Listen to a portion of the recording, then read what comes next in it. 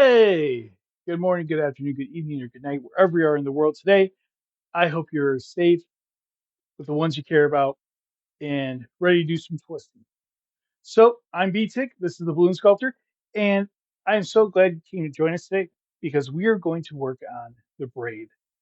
So, the way the braid works is kind of like, well, braiding hair, but there's different techniques, different methods.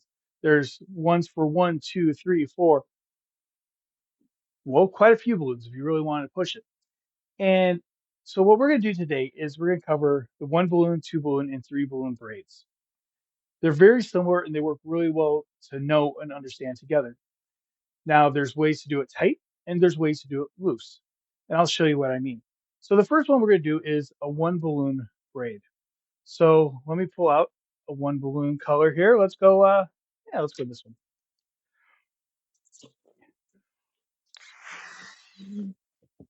So with the one balloon braid, there's really two main ways that people do it. So let's get the balloon nice and soft, full full length here. You can even use the massage method if you want. If you haven't seen that video, you should. So what you're going to do is find the halfway point. Also, this can make a really good clapper. There we go. If you're at a sporting event, I've been to baseball games and I'll pass out like 100 balloons in my crowd, and we'll all wave them and do that. And oh, it's a blast. I've been on TV a couple times for like Atlanta Braves games and oh, Philadelphia. Think, yeah, I think it was the Phillies, but it's just fun. Get a whole bunch of balloons. Chances are the cameras are going to catch them, and you'll have fun, especially if you don't like baseball, like me. Sorry, baseball fans. I can play it, don't like watching. But so the two major ways are the braid, where it's open, so you either hold it down somehow, or you put it between your legs. But the main thing is, as you're twisting, you're kind of pulling in a downward motion. So you can see, there we go. So it's just a lot of go forward down after every section of the twist, and that gives you that look. And that's not bad. Um, for some things you want to do, that might be exactly what you want. However, oh, back in 96 or 97, someone taught me this technique, and I absolutely love it.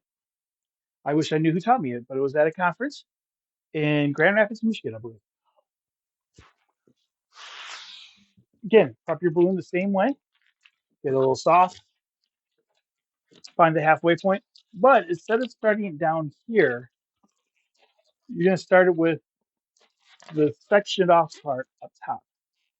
And what you're going to do is you're actually going to twist the balloons in opposite directions. So my right hand is going to be twisting toward me in this direction, where my other hand is twisting, my left hand is twisting away from me. And when you do that, they grip each other.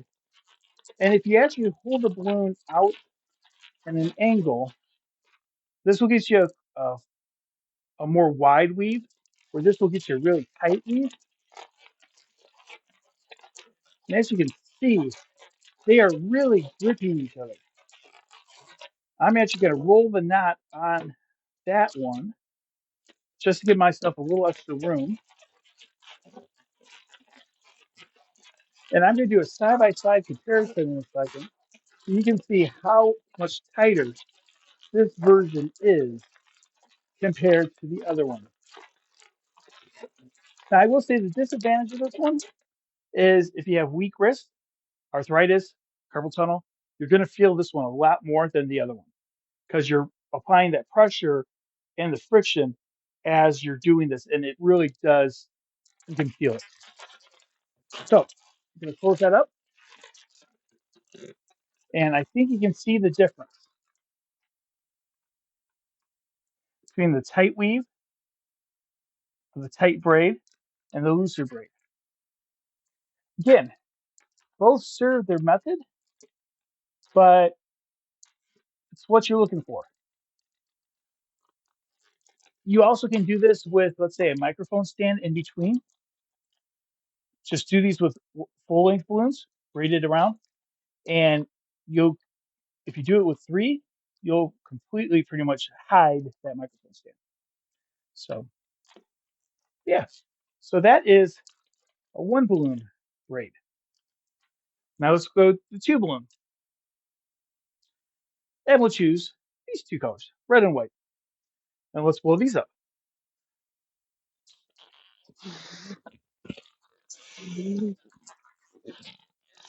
Okay.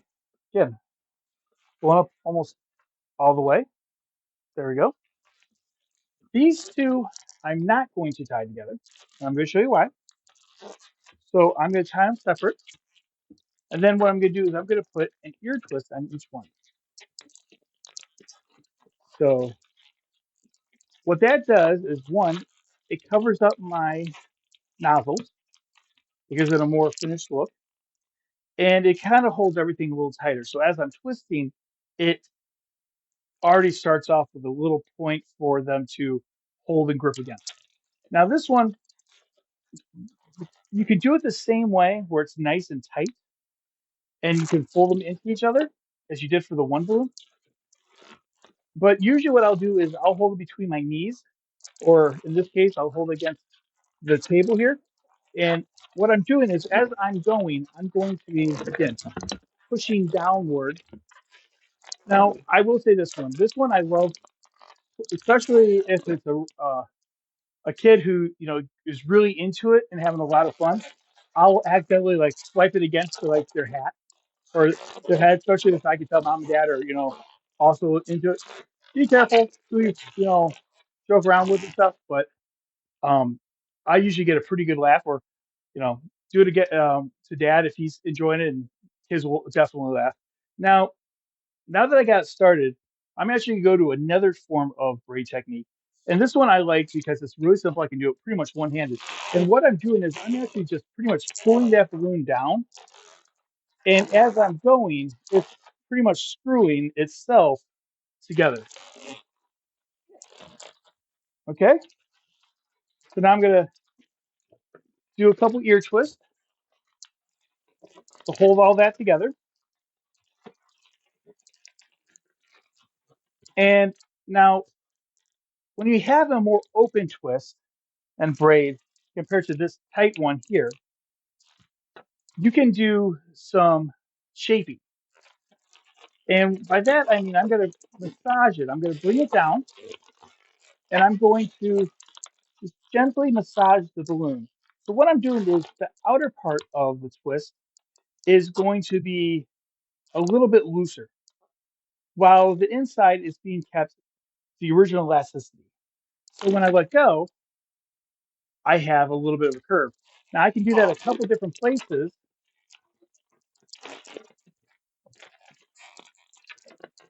and just like that, I have a cane tool.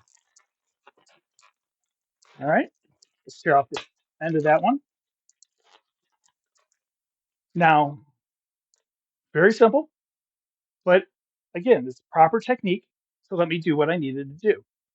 Now we will be having a technique in the technique playlist about how to massage a balloon, how to get the shape. And it doesn't matter if it's one balloon or two balloon, you do it the same way. So that's our two balloon braid. Very simple. Now the three balloon braid is going to be the most traditional one that we think of when we think of a balloon braid.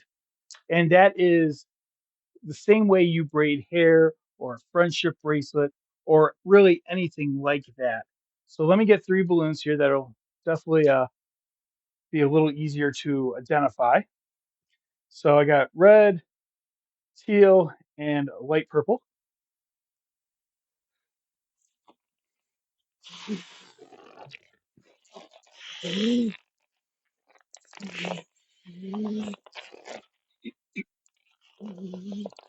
Okay, and oh, not get my teal all the way that wanted. There we go. So these I am going to tie all together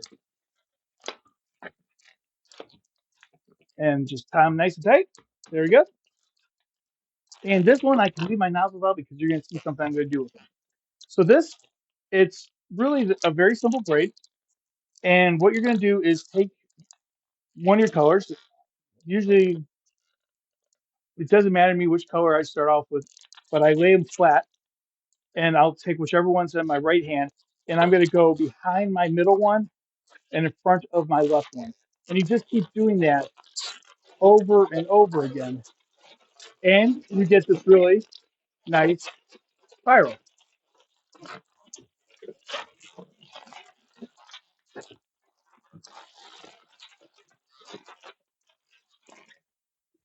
All right, and now I can take my nozzle and tie it right in there. And this makes a cool hat. Okay, or it makes a really cool Christmas wreath if it was all green. Also makes a great cloud if you're doing a rainbow and want your different colors actually put right into it. So like um, your purple color would be right in the middle,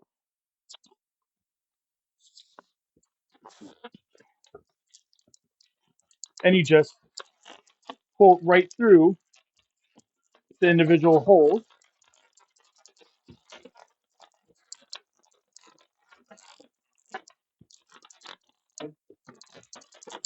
just like that. And red, orange, yellow, green, blue, indigo, violet. And there you go. So that's the three balloon. And I hope you can see the possibilities and what you can do with relatively a simple technique.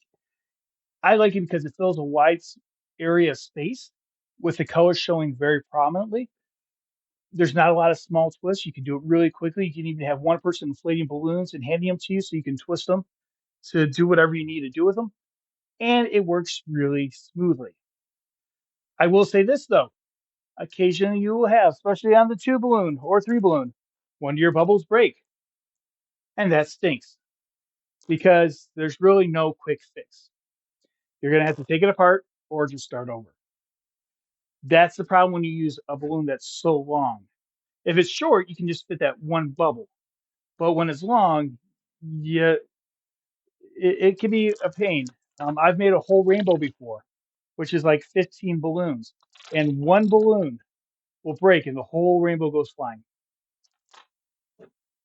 Yeah, not fun.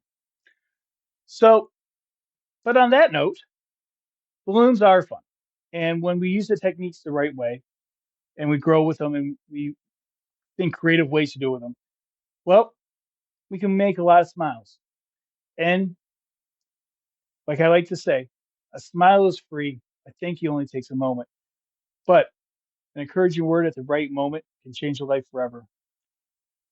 And until we see each other again, keep on twisting and adios.